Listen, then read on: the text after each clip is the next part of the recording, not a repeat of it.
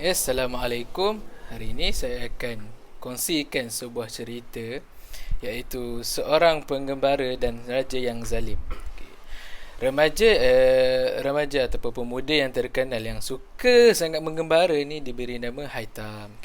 Haitam ialah seorang pemuda yang berjiwa besar dan suka menggembara, melihat keindahan dan keajaiban dunia luar. Bak kata pepatah lah, orang kata, mutiara kata, dunia itu umpama lautan yang luas yang perlu diterokai oleh manusia.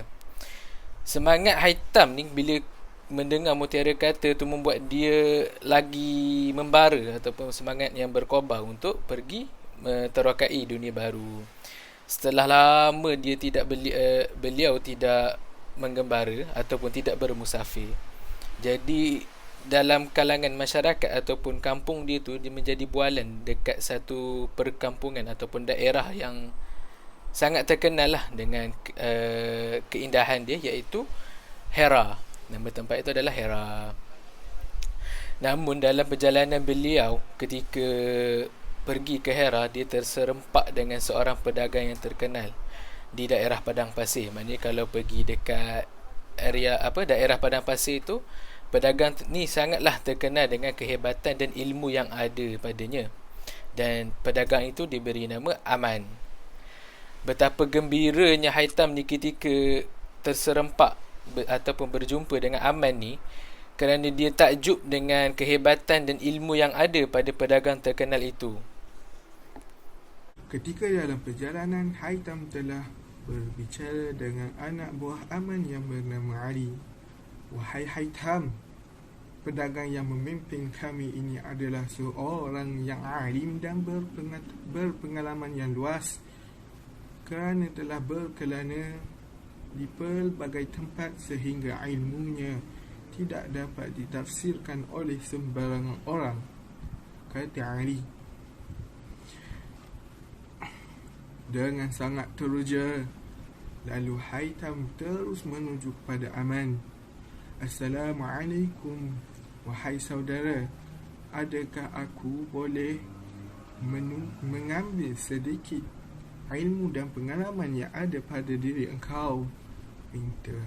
Pinta Haitam dengan kagum. Wahai saudaraku Haitam, engkau tidak akan sesekali dapat bersabar dengan diriku kelak, jawab Aman dengan rendah diri. A'udzu billahi minasyaitonir rajim. Wa kaifa tasbiru ala ma lam tuhit bihi khubra. Artinya, dan bagaimana kamu dapat bersabar atas sesuatu yang kamu belum mempunyai pengetahuan yang cukup. Lalu Haitam meminta dengan beria beberapa kali kepada Aman. Setelah dipinta dan dipaksa, Aman bersetuju dengan permintaan Haitam lalu berkata, baiklah, aku bersetuju dengan permintaan kau, wahai Haitam, tapi jangan sesekali engkau mempersoalkan apa yang aku lakukan selepas ini. Baiklah, aku menurut arahanmu, balas Haitam dengan akur. Wallahu a'lam. Haitam juga menjanjikan satu perkara kepada Aman, bahawa beliau tidak akan sesekali membantah mahupun mempersoalkan sebarang tindakan yang akan diambil oleh Aman, walaupun tindakannya itu luar daripada jangkaan.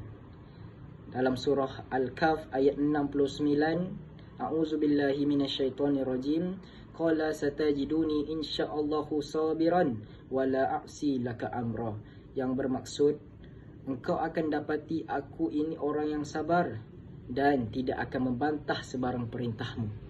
Jadi tanpa melengahkan masa, Haitam dan Aman meneruskan perjalanan mereka sehingga menemui sungai.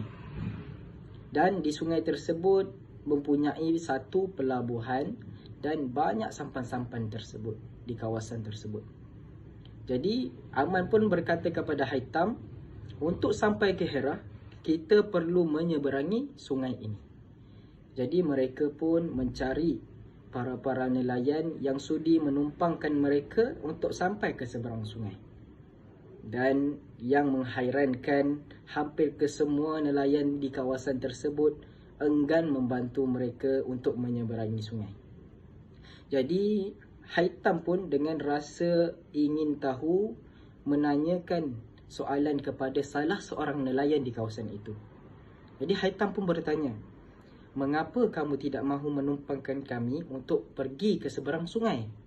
Dan salah seorang dari para nelayan tersebut berkata, "Destinasi yang kamu hendak pergi tersebut merupakan kawasan raja yang zalim." Walaupun nelayan-nelayan di pelabuhan tersebut berkata sedemikian, Haitam dan Aman masih tetap tidak berputus asa mencari seorang nelayan yang baik hati untuk membawa mereka ke tanah seberang, iaitu Hera. Ketika sedang berikhtiar untuk mencapai tujuan mereka, muncul seorang nelayan yang fakir miskin yang sudi membantu mereka untuk ke tanah Hera. Ban ialah seorang fakir miskin yang mengetahui selok-belok perairan di kawasan Hera. Lalu dia mempelawai Haitam dan juga Aman. Sejurus mendapat pelawaan daripada Ban untuk menaiki sampannya ke Hera, Haitam dan Aman dengan rasa gembira menerima pelawaan tersebut dan mereka pun terus bergerak ke tanah seberang, iaitu tanah Hera. Dan ketika di dalam perjalanan, Haitam dan Aman bertanya kepada Ban, mengapa nelayan-nelayan di pelabuhan tidak mahu memberi tumpangan dengan sampan-sampan mereka. Lalu Ban menjelaskan kepada mereka berdua bahawa di tanah Hera terdapat seorang raja yang zalim yang mahu